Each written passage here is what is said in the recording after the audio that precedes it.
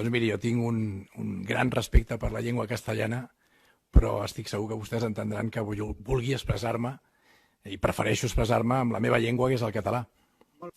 Jo demanaria a l'advocat de la part actora si pot fer l'esforç de comprensió, perquè parlaria molt a poc i segur que ho entendria. És un home intel·ligent i segur que ho entendrà.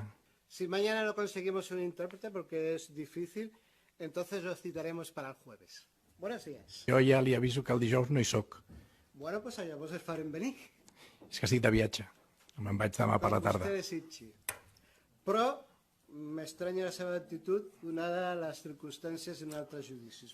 Escolti, jo crec que tinc tot el dret a declarar en català, que és la meva llengua i la llengua pròpia d'aquest país, i per tant em sembla que després d'estar des de les 9 del matí aquí, que ara l'únic que faig és voler declarar amb la meva llengua, em sembla del tot impropi que el que m'està dient vostè, si em permet. Si no se'ns furta d'aquesta possibilitat, però donada les circumstàncies i em sembla una